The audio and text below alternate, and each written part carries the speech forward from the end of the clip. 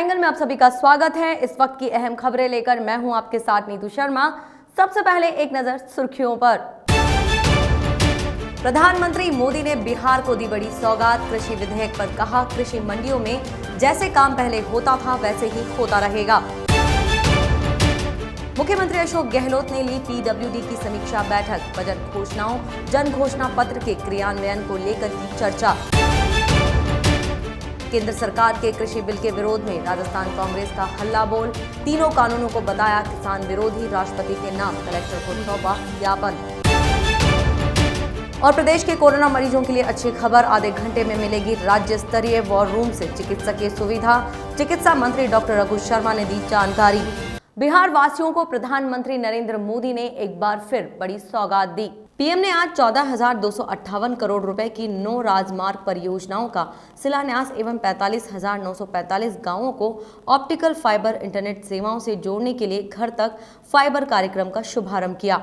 कार्यक्रम को संबोधित करते हुए प्रधानमंत्री ने कहा कि इंटरनेट का इस्तेमाल बढ़ने के साथ साथ अब ये भी जरूरी है कि देश के गांवों में अच्छी क्वालिटी तेज रफ्तार वाला इंटरनेट भी हो। उन्होंने कहा कि गांव-गांव में तेज इंटरनेट पहुंचेगा तो गांव में पढ़ाई आसान होगी। इसके साथ ही प्रधानमंत्री मोदी ने कृषि विधेयक को लेकर कहा कि हमारे देश में अब तक उपज बिक्री की जो व्यवस्था चली आ रही थी, जो कानून थे, उसने किसानों के हाथ पांव बांधे हुए थे। इन कानूनों की आड़ में देश में ऐसे ताकतवर गिरोह पैदा हो गए थे जो किसानों की मजबूरी का फायदा उठा रहे थे। आखिर ये कब तक चलता रहता। छत्तीसगढ़ के अंबिकापुर में कोरोना के मामले फिर से पैर पसारने लगे हैं। जिले में कोरोना के मामले लगातार बढ़ रहे हैं। जिले में कोरोना के बढ़ते मामले लगातार बढ़ रहे हैं। प्रशासन इन्हें रोकने के लिए तमाम प्रयास कर रही है। इसी तहत जिला प्रशासन ने सरगुजा में कोरोना की चेन तोड़ने के लिए आज से 1 सप्ताह का लॉकडाउन लगा दिया है। लॉकडाउन की सूचना के चलते शहर में अफरा तफरी मच गई। शहर में जगह जगह जाम लग गए। जाम की वजह से संगम चौक से पुराने बस स्टैंड तक 1 किलोमीटर का जाम लग गया। जाम के कारण शहर की पूरी ट्रैफिक व्यवस्था चरमरा गई। पुलिस ट्रैफिक को ढंग से हैंडल नहीं कर सकी, जिससे शहरवासियों को जाम से दो चार होना पड़ा। कृषि विधेयक को लेकर राहुल गांधी ने केंद्र सरकार पर हमला बोलते हुए घमंडी करार दिया है। राहुल गांधी ने अपने ट्वीट में लिखा, लोकतांत्रिक भारत की आवाज दबाना जारी। शुरुआत में उन्हें चुप किया गया और बाद में काले कृषि कानूनों को लेकर किसानों की चिंताओं की तरफ से मुंह फेर कर संसद में सांसदों को निलंबित किया गया। इस सर्वज्ञ सरकार के अंतहीन अहंकार की वजह से पूरे देश के लिए आर्थिक संकट आ गया है। मुख्यमंत्री अशोक गहलोत ने पीडब्ल्यूडी विभाग के कामकाज की समीक्षा की। समीक्षा बैठक में सीएस राजीव स्वरूप, एसीएस वीनू गुप्ता सहित उच्चाधिकारी मौजूद रहे। मुख्यमंत्री गहलोत ने प्रदेश भर में पीडब्ल्यूडी की ओर से चलाए जा रहे कार्य और उनकी प्रगति के बारे में जानकारी ली। सीएम गहलोत ने बाकी रहे कामों को जल्द से जल्द पूरा करने के निर्देश दिए। मानसून के बाद स्टेट हाईवे और जिला सड़कों पर पैच वर्क किया जाएगा। साथ ही सीएम गहलोत ने बड़े सड़क प्रोजेक्ट, बजट घोषणाओं और जन घोषणा पत्र के वादों के क्रियान्वयन की समीक्षा की।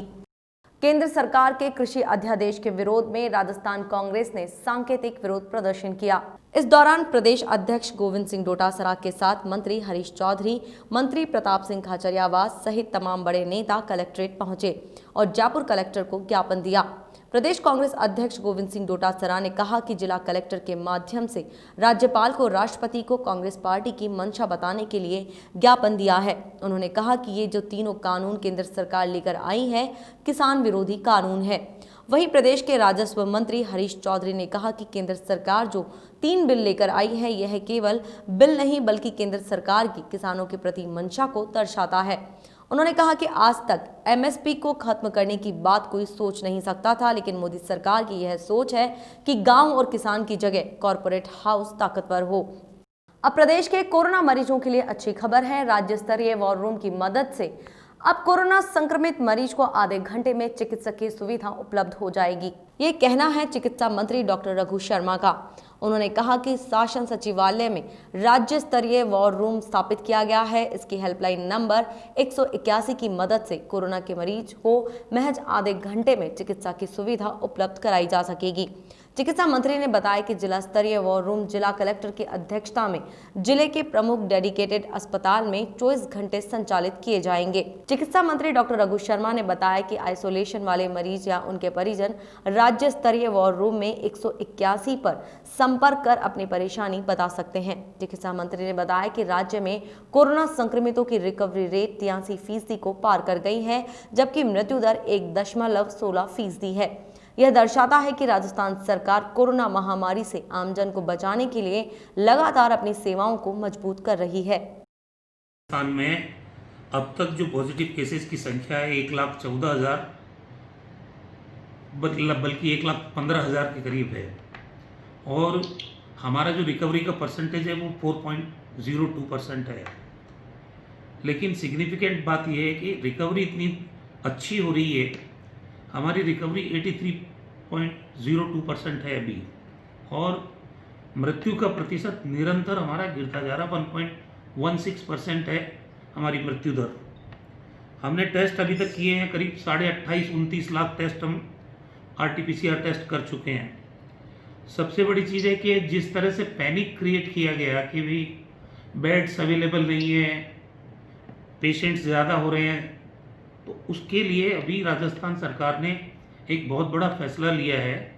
हमारे मुख्यमंत्री जी ने CM हेल्प डेस्क जो 2 स्तर पे चालू होगी, 24 घंटे राज्य स्तर पे हेल्प डेस्क अपना काम करेगी और जिलों में भी हेल्प डेस्क 24 घंटे अपना काम करेगी। चिकित्सा मंत्री रघु शर्मा को कोरोना मरीजों के उपचार के लिए 2.25 करोड़ टैबलेट दी गई। ये टैबलेट चिकित्सा मंत्री रघु शर्मा को उनके राजकीय निवास पर ट्रोइका फार्मास्यूटिकल्स लिमिटेड की ओर से भेंट की गई। डॉक्टर शर्मा ने कोविड मरीजों की सहायता के लिए आगे आकर निःशुल्क दवाइयां भेंट करने पर ट्रोइका फार्मास्यूटिकल्स लिमिटेड को धन्यवाद दिया। ट्रोइका फार्मास्यूटिकल्स लिमिटेड के राजेंद्र मल्ला झाबर सिंह ने बताया कि जाइट्रोट्राम पी रैपिड ब्रांड नेम की इस टैबलेट में पैरासिटामोल एवं ट्रामाडोल शामिल है।